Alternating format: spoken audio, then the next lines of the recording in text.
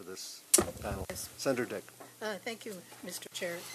On May the 1st, 2018, the Standing Senate Committee on Aboriginal Peoples tabled a report outlining the committee's findings and recommendation from its study of the subject matter Bill C-45, an act respecting cannabis, and to amend the Controlled Drugs and Substances Act, the Criminal Code, and other acts insofar as it relates to the Indigenous peoples of Canada.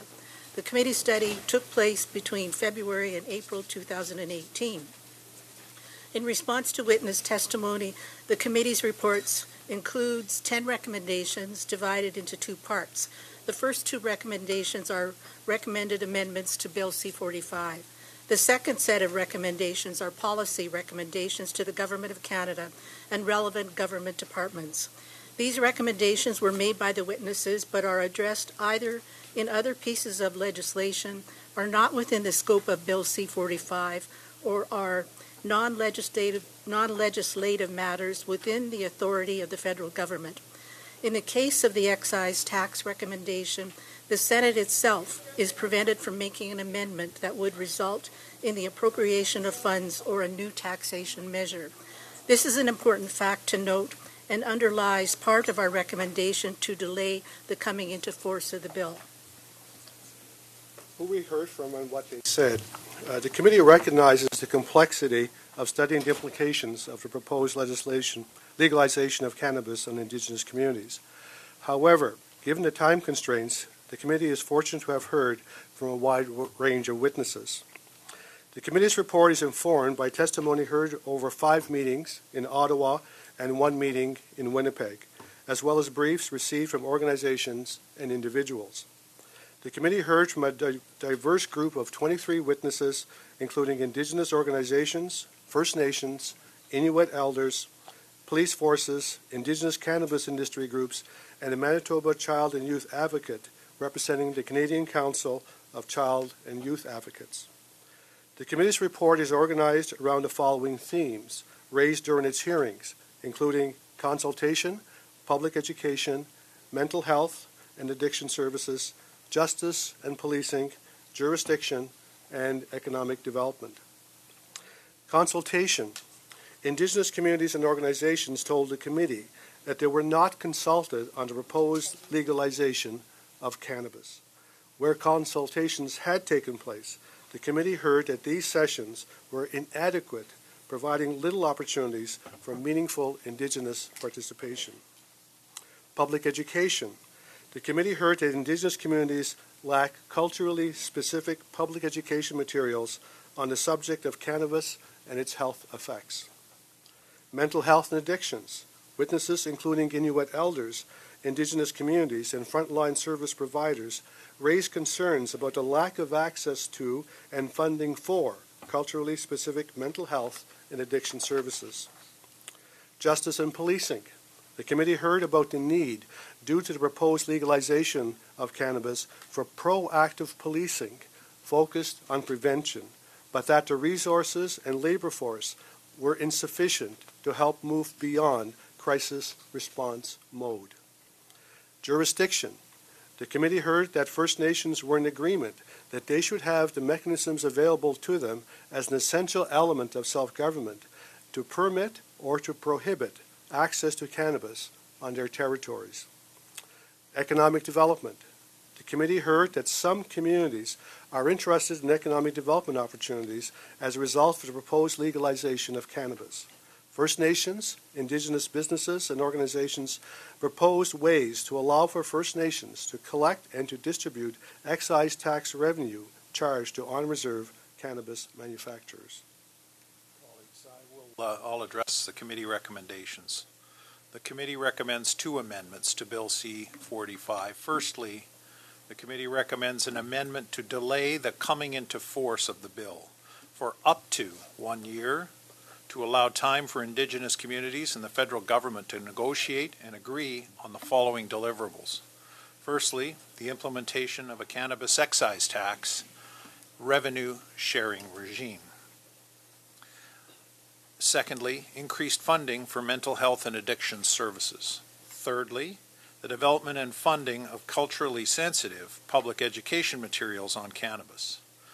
Fourth, the establishment of additional residential addiction treatment centers, and fifth, the recognition and affirmation of the inherent right of Indigenous communities to self-government, including the right to regulate cannabis.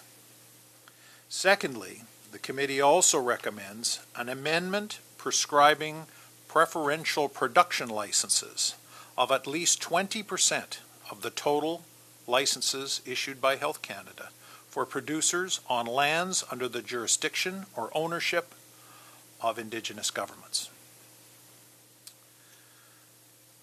The report provides 8 policy recommendations as well to the Government of Canada related to the implementation of the proposed legalization of cannabis, as well as the necessary health and societal supports required, including 1. Developing and providing stable funding for culturally specific education materials about cannabis. 2. Enabling Indigenous communities to restrict cannabis on their lands. 3. Respecting the right of Indigenous communities to establish their own cannabis and taxation regimes. 4. Increasing funding on an urgent basis for mental health and addictions programs, residential treatment centers, health services, traditional healing centers, police services that serve Indigenous people and communities in anticipation of the increased demand due to the proposed legalization of cannabis. 5th, increasing the number of residential addictions treatment centers in anticipation of increased demand due to the proposed legalization of cannabis, and the establishment of a residential addictions treatment center for Indigenous peoples in Nunavut, the Northwest Territories, and the Yukon. 6, committing cannabis excise tax revenues towards investment in frontline mental health and addiction service delivery, treatment facilities in the vicinity of communities, public health programs, and recreational infrastructure in the community. 7th, working with First Nations and First Nations institutions to allow them to collect excise tax on cannabis production. And 8, reserving 20% of all cannabis licenses for production activities on lands under the jurisdiction or ownership of Indigenous governments. The committee heard that the proposed legislation of cannabis may have a disproportionate impact on Indigenous peoples. Indigenous peoples must be meaningfully consulted on legislation that affects them, including the proposed legislation of cannabis. The committee ultimately believes that the Indigenous peoples have the inherent right of self-determination, including the appropriate lawmaking authority to make meaningful decisions that affect the lives of their people and communities, such as regulating cannabis. The committee supports Indigenous communities that want to participate fully in the cannabis market, especially given the economic opportunities missed by these communities in the past. Interested Indigenous communities should have the appropriate tools to seize economic opportunities as they arise. Due to the legislative structure and drafting of Bill C-45, we found that there was no appropriate mechanism to amend certain sections of this bill in order to address our concerns. Moreover, on the issue of the specific recommendation on the excise tax, we were advised that this would be beyond the scope of the Senate as it dealt with taxation and appropriation measures. We are hopeful that this report and its recommendations will provide clear guidance to the Standing Senate Committee on Social Affairs, Science and Technology to guide your deliberations on Bill C-45. Well, thank you very much. An excellent presentation by a trio, and it came in under 10 minutes. I'll start off by asking a question before I go to the committee members. You're saying in your first recommendation, delay the coming into force of Bill C-45 for up to 1 year. Up to 1 year. I understand that. But, you know, a lot of us have experienced the fact if you give people a year, they take a year. You give them 2 years, they'll take 2 years. You give them 6 months. So they can do it. Why couldn't a lot of these things be going on now, or how many of them are going on now? You've got the ABCDE here, plus the second recommendation. Why are these discussions going on now, or are they? And could it not be done in a shorter period of time, done commensurate with the time that it will take to bring it into force in any event, because they're saying it's going to take 8 to 12 weeks to bring it into force following Roe assent. So please comment on that. start? Sure. Thank you for the question. We put up to 1 year, hoping that it would, of course, happen less than a year. There are discussions ongoing with the Assembly of First Nations. In fact, they are having a meeting across the river, and Bill C-45 is actually on their agenda today. There is a working group that's talking about the cannabis legislation, but from what we were told, the consultations and the working group that they have established will not have finished until the end of June. They will not have a report until sometime in the summer, and they will be reporting back to the Chiefs Assembly, and I expect that's probably sometime in July. So consultations are undergoing, so it's possible with the additional pressure that the government may then be more serious.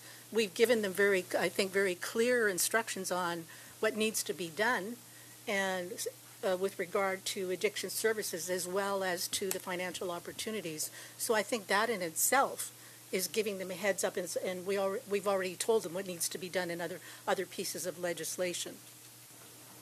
So It's building on an example that we all learned through S3, where there were promises to consult and nobody believed the government. So that because they had passed through an enormous amount of time where they didn't consult, and if we just passed the bill, they'd do all the consulting. And so what we decided to do was see them show us that they had done that, and then we would move it along.